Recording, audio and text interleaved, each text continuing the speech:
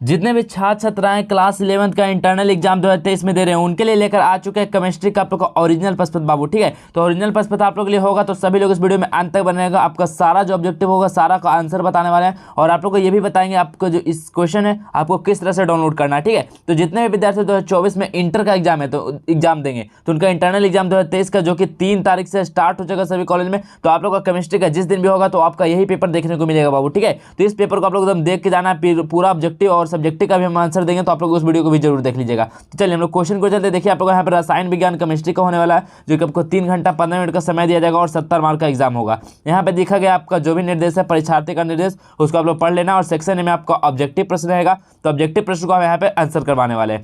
तो देख सकते हैं आप लोग यहाँ ऑब्जेक्टिव प्रश्न संख्या 1 से 42 तक आपका ऑब्जेक्टिव रहेगा, जिसमें से आप लोग 35 प्रश्न का उत्तर देना होगा अपने OMR शीट पे। तो चलिए पहला प्रश्न को चलते। पहला प्रश्न क्या है कि निम्नलिखित में कौन से जोड़ी गुणित अनुपात के नियम का सहायक होता है। बताइए, जो निम्नलिखित में से कौन से जो जोड़ी होती है जो गुणित अनुपात नियम का सहायक होता है, तो कौन होता है बाबू, तो CO और O2। ठीक है, मतलब कार्बन मोनोऑक्साइड और ऑक्सीजन होता है। ठीक है, तो ऑप्शन नंबर डी सही आंसर हो जाएगा। चलिए अगला प्रश्न क्या है, गुणित अनुपात नियम का प्रतिपादन किसने किया था। जो गुणित अनुपात का जो नियम था उसका प्रतिपादन किसने किया था, तो कौन किया था बताइए। तो इसका सेकंड का सही आंसर क्या हो जाएगा, तो डाल्टन ने किए थे। कौन किए थे, तो गुणित अनुपात नियम डाल्टन ने किया, तो ऑप्शन नंबर ए इसका सही जवाब हो जाएगा। अगला प्रश्न देखिए, एक कार्बन यौगिक, ठीक है, कार्बन के यौगिक जिसमें कार्बन है 40%, हाइड्रोजन है 60% और ऑक्सीजन है 54%।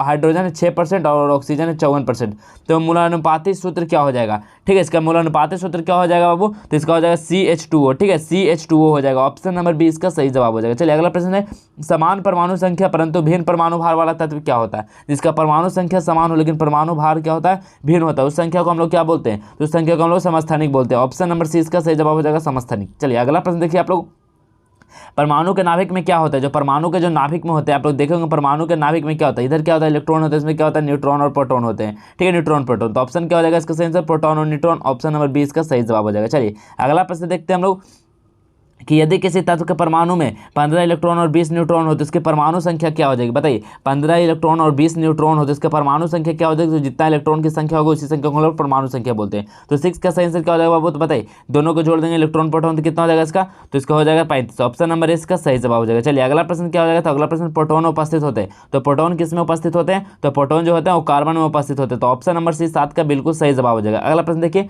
सारणी में आवर्त नियम में तत्वों की संख्या कितने होते हैं। जो सारणी होता है आवर्त सारणी के, उसमें आवर्त 3 में तत्वों की संख्या कितना होता है। जो आवर्त 3 होता है खड़ा, उसमें जो तत्व की संख्या कितना होता है बाबू, तो उसमें तत्व की संख्या हो जाता है 18 होता है। ऑप्शन नंबर ए सही जवाब हो जाएगा। चलिए अगला प्रश्न को हम बढ़ते हैं। अगला प्रश्न 9 नंबर, निष्क्रिय गैस, निष्क्रिय जो गैसें होती है आवर्त सारणी के किस समूह में स्थित होती है। निष्क्रिय जो गैसें होती है आवर्त सारणी के किस समूह में स्थित होती है, तो क्या हो जाएगा 9 का सही आंसर हो जाएगा, तो शून्य समूह में होते हैं। ठीक है, मतलब शून्य समूह में होते हैं। ऑप्शन नंबर बी सही जवाब हो जाएगा। अगला प्रश्न है, ब्यूटेन के कितने समावयवी होते हैं। ब्यूटेन के बाबू कितने समावयवी होते हैं, तो ब्यूटेन के कितने समावयवी होते हैं, तो 2 समावयवी होते हैं, तो ऑप्शन नंबर बी इसका सही जवाब हो जाएगा। आप लोग जितना भी ऑब्जेक्टिव का आंसर करा रहे हैं सभी लोग नोट करते जाएंगे, क्योंकि केमिस्ट्री का ओरिजिनल प्रश्न पत्र है बाबू, तो आपका केमिस्ट्री का जो भी एग्जाम होगा तो इसी तरह का प्रश्न देखने को मिलेगा। ठीक है, तो सभी लोग इस आंसर को नोट कर लेंगे और सभी क्वेश्चन को याद कर लेंगे। आपको एकदम हूबहू जाना और छाप कर चले आना, और आपका सब्जेक्टिव का भी देंगे, सब्जेक्टिव को भी आपको छाप कर चले आना, क्योंकि ये टेस्ट एग्जाम है तो आप लोग कर सकते था, लेकिन 12th बोर्ड में आप लोग को यहाँ पे जो भी आपका क्वेश्चन पेपर हो वो भी आपको एग्जाम से पहले प्रोवाइड कराएंगे, तो आप लोग सभी लोग चैनल को सब्सक्राइब करके रखेंगे। चलिए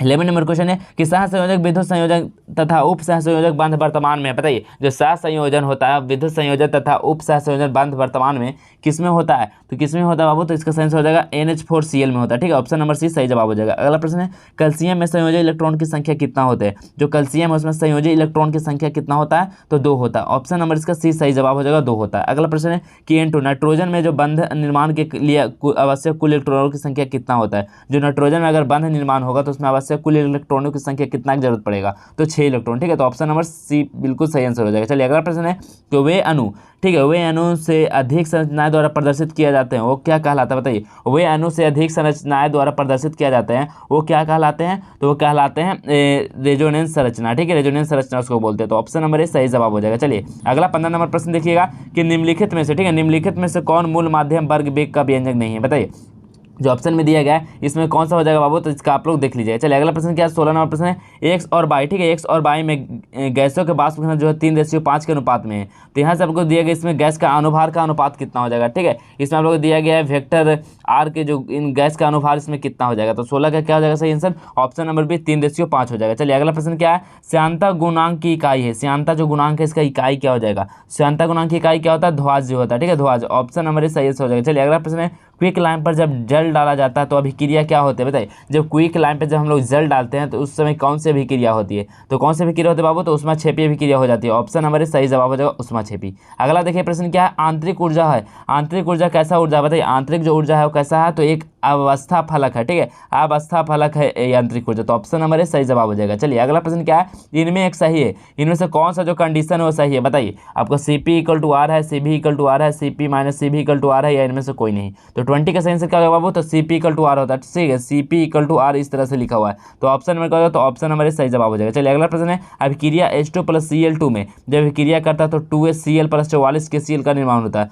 तो Cl की गठन के वहाँ पे क्या उष्मा हो जाएगा, तो Cl में जो उष्मा होगी वो कितना कैलोरी उष्मा हो जाएगी बाबू, विकास का सही आंसर क्या हो जाएगा, तो उसमें जो 22 कैलोरी उष्मा हो जाएगी, तो ऑप्शन नंबर सी इसका सही जवाब हो जाएगा। चलिए अगला प्रश्न देखते हैं, 22 नंबर प्रश्न बोला जा रहा है, 22 नंबर प्रश्न है कि एक उष्माशोषी अभिक्रिया के लिए जो डेल्टा एस का मान धनात्मक है तो यह अभिक्रिया संभव किस पे होगा, बताइए। यदि कोई एक उष्माशोषी अभिक्रिया है उस पर डेल्टा एस का मान धनात्मक है तो यह अभिक्रिया संभव होगा, तो किस पे संभव होगा, तो जो T डेल्टा एस से बड़ा होगा डेल्टा एस से, ठीक है, तो ये हो जाएगा, तो ऑप्शन नंबर क्या हो जाएगा, ऑप्शन नंबर इसका सही जवाब हो जाएगा। चलिए अगला प्रश्न है, PCl3 + Cl2 से रिएक्शन करके क्या बना रहा है, PCl5, अभिक्रिया में जो PCl का निर्माण में मदद मिलता है वो किसको मदद मिलता है, तो इसका सही आंसर क्या हो जाएगा बाबू, तो दाब के बढ़ने के लिए मदद हो जाता है, ठीक है, तो यहाँ पे ऑप्शन नंबर बी सही आंसर हो जाएगा, दाब के बढ़ने से। चलिए अगला प्रश्न है कि सही संबंध कौन सा है, ठीक है, 24 नंबर दिया गया, इसमें से सही संबंध आप लोगों से पूछा गया कि pH = क्या है, लॉग हाइड्रोजन आयन है या तो हाइड्रोजन प्लस आयन है, नेक्स्ट ऑप्शन है कि हाइड्रोजन +2 है या तो फिर यहाँ पे हाइड्रोजन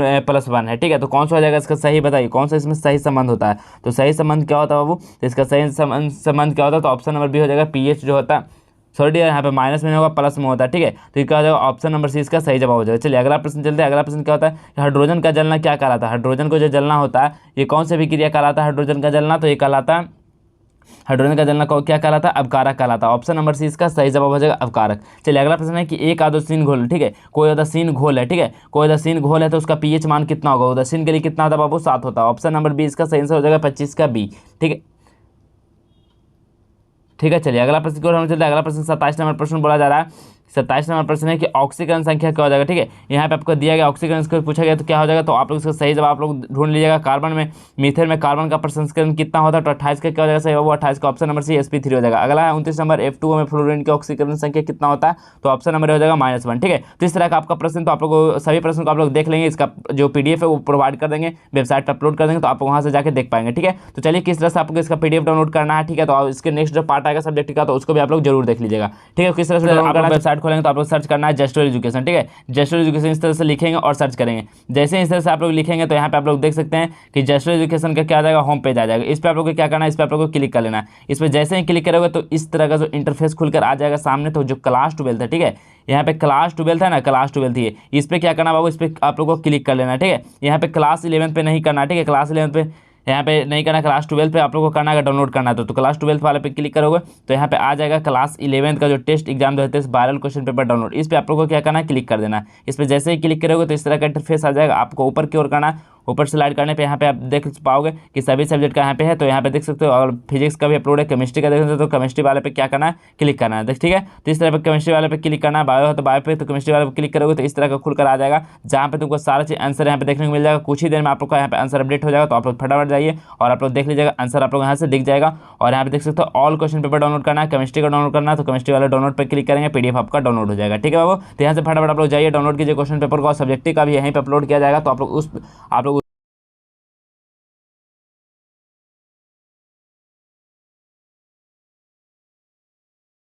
तो अगर वीडियो अच्छा लगा तो लाइक कर दीजिएगा, और जितने भी आप लोग साथी हैं क्लास 11 के इस बार इंटरनल एग्जाम दे रहे हैं तो सभी के पास फटाफट शेयर कर दीजिएगा, क्योंकि ओरिजिनल प्रश्न पत्र है बाबू, तो आप लोग से लिए आप लोग को यही सब प्रश्न देखने को मिल सकता है, ठीक है। तो चलिए मिलेंगे हम इसी प्रकार अगले वीडियो में, तब तक के लिए जय हिंद, वंदे मातरम।